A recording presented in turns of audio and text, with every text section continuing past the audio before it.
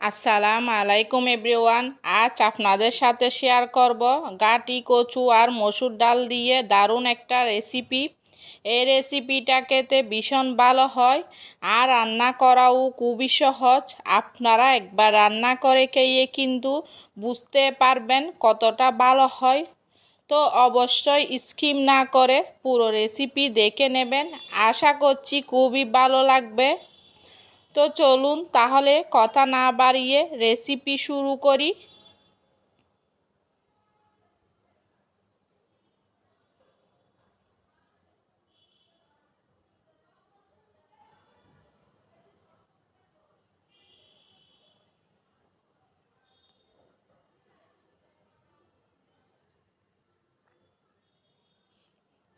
এখানে দেখুন 500 গ্রাম গাটি কচু কেটে নিয়েছি। কচুগুলো কুসা ছাড়িয়ে তারপর 2 টুকরো করে কেটে নিয়েছি। এখানে আমি আমার পরিমাণ মতো নিয়েছি, আপনারা আপনাদের পরিমাণ মতো নিয়ে নেবেন। কচুগুলোকে কয়েকবার পানি পাল্টিয়ে ভালোভাবে ধুয়ে নিতে হবে সুন্দর করে। এইবার এখানে দেখুন নিয়েছি 100 গ্রাম মসুর ডাল দিয়ে রেসিপিটা করব। ডালটা আমি সাইডে রেখে দিচ্ছি। এখানে আমি সব কিছু পরিমাণ মতো নিয়েছি, আপনারা কিন্তু আপনাদের পরিমাণ মতো নিয়ে নেবেন যার যতটা প্রয়োজন। এইবার এখানে আমি গ্যাস অন করে ফ্রাই প্যান বসিয়ে দিলাম আর দিয়ে দিচ্ছি সয়াবিন তেল 2 টেবিল চামচ। তেলটা গরম করে নিয়ে প্রথমে আমি তেলটা ভালোভাবে গরম করে নিলাম। তেল গরম হয়ে গিয়েছে। এইবার আমি তেলের মধ্যে দিয়ে দিলাম হাফ চামচ লবণ আর এখানে হাফ চামচের মতো দিয়ে দিচ্ছি হলুদ গুঁড়া। এইবার এখানে আমি একটু নেড়ে চেড়ে নিলাম। এখন আমি গাটি কচুগুলো দিয়ে দিচ্ছি। গ্যাসের আঁচ হাই হিটে রেখে কচুগুলো ভালোভাবে ভেজে নেব। কচুগুলো কিন্তু সময় নিয়ে ভেজে নিতে হবে, তাতে করে খেতে খুবই ভালো লাগবে। তো যারা ভিডিওটি নতুন দেখছেন প্লিজ চ্যানেলটি সাবস্ক্রাইব করে রাখবেন। দেখুন গাটি কচুগুলো ভাজা হয়ে গিয়েছে। কালারটা দেখে হয়তো আপনারা বুঝতে পারছেন। এইভাবে একটু সময় নিয়ে সুন্দর করে ভেজে নিতে হবে। এইবার আমি এইগুলোকে প্লেটে তুলে নিচ্ছি। আর এইভাবে কচুগুলো ভেজে নিলে কিন্তু প্রচুর আঠালো ভাবটা চলে যাবে আর কচুগুলো খেতেও বেশ ভালো লাগবে। কচুগুলো আমি প্লেটে তুলে সাইডে রেখে দিলাম।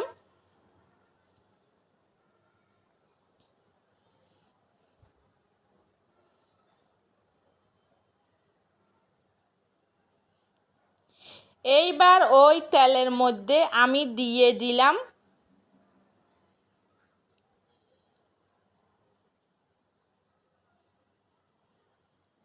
একটা শুকনা মরিচ 2 টুকরা করে দিয়ে দিলাম।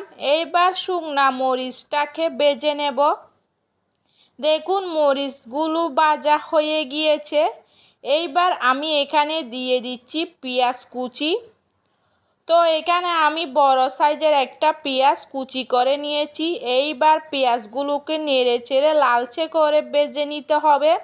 আপনারা তো গাটি কচু রান্না করে অনেক রকম খেয়েছেন, তো এই রেসিপিটা ফলো করে একবার রান্না করে একবার খেয়ে দেখবেন। গরম ভাত, রুটি, পরোটা সব কিছুর সাথে কিন্তু দারুণ লাগে। দেখুন পেঁয়াজগুলো ভাজা হয়ে গিয়েছি। এইভাবে হালকা লালচে করে ভেজে নিতে হবে।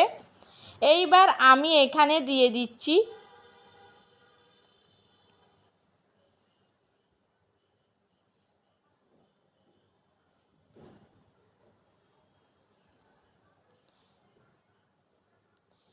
এক টেবিল চামচ আদা বাটা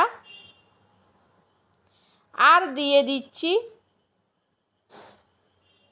হাফ চামচ রসুন বাটা।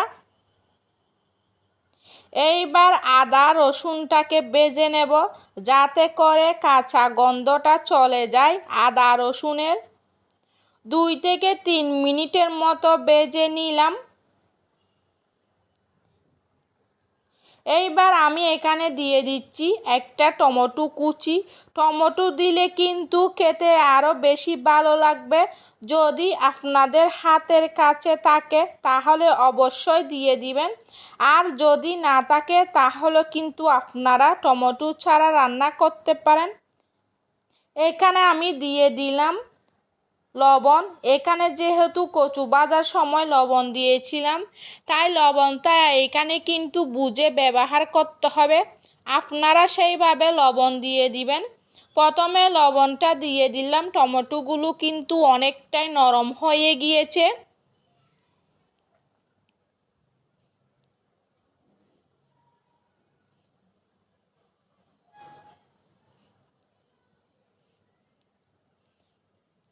এইবার আমি এখানে দিয়ে দিচ্ছি সামান্য একটু পানি।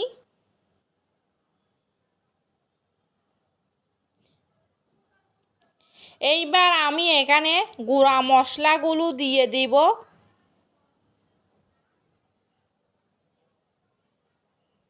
প্রথমে দিয়ে দিচ্ছি হাফ চামচ থেকে একটু কম হলুদ গুঁড়া, আর দিয়ে দিচ্ছি হাফ চামচের মতো ধনিয়া গুঁড়া, আর হাফ চামচ দিয়ে দিচ্ছি জিরা গুঁড়া, আর হাফ চামচ থেকে একটু কম দিয়ে দিচ্ছি লাল মরিচের গুঁড়া। আপনারা যেমন ঝাল খাবেন সেইভাবে করে মরিচ গুঁড়া দিয়ে দিবেন। এখানে আমি কাঁচা মরিচ ব্যবহার করব, সেই জন্য অল্প করে দিয়ে দিলাম। এইগুলাকে আমি আবারও একটু নেড়ে ছেড়ে নিচ্ছি। এইবার আমি এখানে দিয়ে দিচ্ছি 4টার মতো কাঁচামরিচ মাঝখানে ফালি করা। আপনারা জালটা কিন্তু যার যার পছন্দ অনুযায়ী দিয়ে দিবেন, আপনারা যেমন জাল খেতে পছন্দ করেন। এইবার নেড়ে চেড়ে মশলাটা ভালোভাবে কষিয়ে নিতে হবে। মশলা যত ভালোভাবে কষানো হবে রান্না তত বেশি ভালো হবে খেতে। এইবার আমি ঢাকনা দিয়ে দিচ্ছি 5 থেকে 6 মিনিটের জন্য। এইভাবে ঢাকনা দিয়ে কষিয়ে নিলে মশলাটা কিন্তু সুন্দর মতো কষানো হবে। দেখুন 6 মিনিট পর আমি ঢাকনাটা খুলে নিলাম। মশলাটা থেকে কত সুন্দর তেল ছেড়ে দিয়েছে। এইভাবে আপনারা সময় নিয়ে মশলাটা কষিয়ে নেবেন। এইবার আমি এখানে দিয়ে দিচ্ছি ভেজে রাখা গাটি কচুগুলো।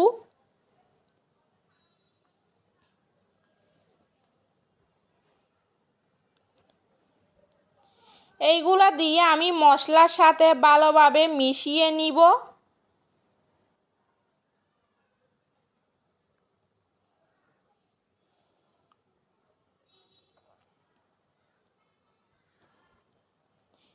এইবার আমি এখানে দিয়ে দিচ্ছি মসুর ডাল। মসুর ডালগুলো আমি কয়েকবার পানি পাল্টিয়ে খুব সুন্দর করে ধুয়ে নিয়েছি। সম্পূর্ণ ডাল দিয়ে দিলাম। এইবার কচুর সাথে ভালো করে ভালোভাবে মিশিয়ে নিব। 1 থেকে 2 মিনিটের মতো কষিয়ে নিতে হবে।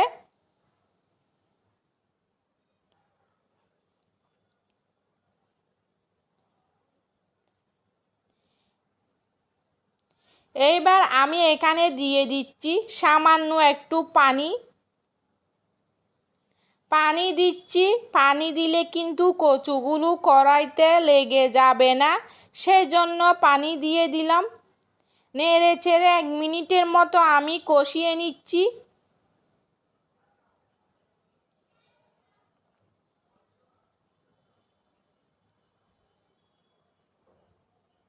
দেখুন কচুগুলো আর ডালগুলো ভালোভাবে কষিয়ে নিয়েছি।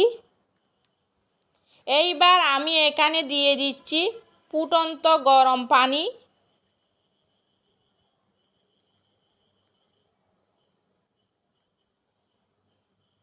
অবশ্যই কিন্তু আপনারা গরম পানি ব্যবহার করবেন। গরম পানি দিলে রান্নার টেস্টটি কিন্তু খুবই সুন্দর থাকবে। এখানে আমি 3 কাপ পরিমাণ পানি দিয়ে দিলাম। পানিটাকে নেড়ে চেড়ে মিশিয়ে নিয়েছি। এইবার ডাংনা দিয়ে রান্না করে নেব প্রায় 15 মিনিটের মতো। তাতে করে মসুর ডাল আর কচু সুন্দর মতো সেদ্ধ হয়ে যাবে। এইবার আমি মাঝে ডাংনা খুলে নেড়ে চেড়ে নেব। আপনারা কিন্তু এইভাবে মাঝে ডাংনা খুলে নেড়ে চেড়ে নেবেন। তাতে করে কচু আর মসুর ডালগুলো সমানে সেদ্ধ হবে। এইখানে কচুগুলো কিন্তু অনেকটাই সেদ্ধ হয়ে গিয়েছে, আর কিছুক্ষণ সেদ্ধ করে নিতে হবে। আমি আবারও নেড়ে চেড়ে দিয়ে ডাংনা দিয়ে দিব। প্রায় 15 মিনিটের মতো আমি মিডিয়াম আঁচে রান্না করে নিচ্ছি। এইবার আমি ডাংনাটা খুলে নিলাম। দেখে নেব কচুগুলো পুরোপুরি সেদ্ধ হয়েছে কি। দেখুন কচুগুলো কিন্তু সুন্দর মতো সেদ্ধ হয়ে গিয়েছে, আর এখানে মসুর ডালগুলোও সেদ্ধ হয়ে গিয়েছে। এইবার আমি এখানে দিয়ে দিচ্ছি হাফ চামচ গরম মশলার গুঁড়া। এইবার নেড়ে চেড়ে মশলাটাকে মিশিয়ে নেব। এর থেকে কিন্তু ডালটা খুব বেশি ঘন করা যাবে না, এই রকম একটু হালকা পাতলা রাখতে হবে, কারণ নামানোর পরে আরও একটু ঘন হয়ে যাবে। দেখুন মশলা মিশিয়ে নিয়েছি, রান্না হয়ে গিয়েছে। আমি গ্যাস বন্ধ করে দিলাম আর ডাংনা দিয়ে 5 মিনিট মতো রেখে তারপরে আপনাদেরকে পরিবেশন করে দেখাচ্ছি। আমি একটা বাটিতে নিয়ে নিলাম। দেখুন কতটা সুন্দর হয়েছে, মাশাআল্লাহ। খেতে কিন্তু খুবই ভালো হয়। তো অবশ্যই আপনারা এইভাবে একবার রান্না করে খেয়ে দেখবেন। বাড়ির ছোটো থেকে বড় সকলে কিন্তু খুবই পছন্দ করবে। আর এই সহজ রেসিপিটা কেমন লাগলো চ্যানেলের কমেন্ট বক্সে কমেন্ট করে জানাবেন। তো আজ এখানে বিদায় নিচ্ছি। সবাই ভালো থাকবেন, সুস্থ থাকবেন। ধন্যবাদ সবাইকে। আল্লাহ হাফিজ।